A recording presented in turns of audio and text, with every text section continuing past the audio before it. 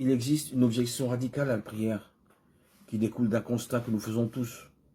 Nous prions, nous demandons, et pourtant nos prières semblent parfois ne pas être entendues.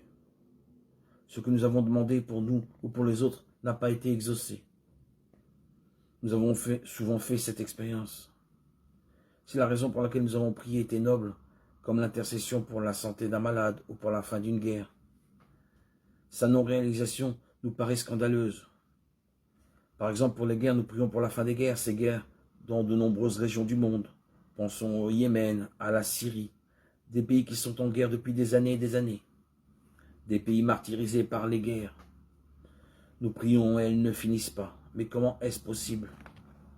Certains cessent même de prier parce que, pensent-ils, leur demande n'est pas exaucée. Mais si Dieu est Père, pourquoi ne nous écoute-t-il pas?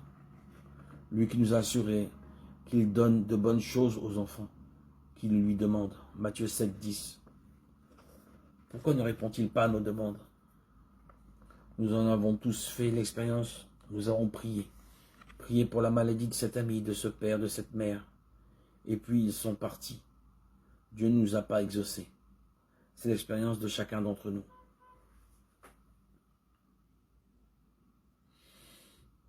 L'enseignement nous met en garde contre le risque de ne pas vivre une expérience authentique de foi, mais de transformer la relation avec Dieu en quelque chose de magique. La prière n'est pas une baguette magique, c'est un dialogue avec le Seigneur. En effet, quand nous prions, le risque est de ne pas nous mettre au service de Dieu, mais d'attendre que ce soit lui qui nous serve.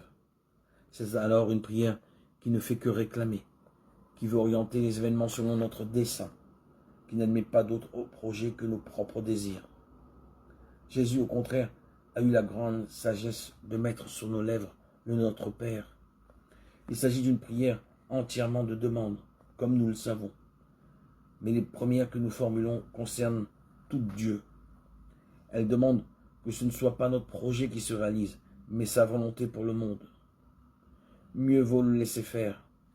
Que ton nom, Seigneur, soit sanctifié, que ton règne vienne, que ta volonté soit faite. Matthieu 6, 9, 10. Et l'apôtre Paul nous rappelle que nous ne savons même pas ce qu'il convient de demander. Romains 8, 26. Nous demandons pour nos nécessités, nos besoins, les choses que nous voulons. Est-ce ce qui convient le mieux ou pas? Paul nous dit, nous ne savons même pas ce qu'il convient de demander. Lorsque nous prions, nous devons être humbles.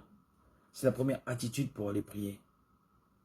De même qu'il est d'usage en de nombreux endroits que les femmes mettent leur voile ou prennent de l'eau bénite pour prier à l'église, de même nous devons nous demander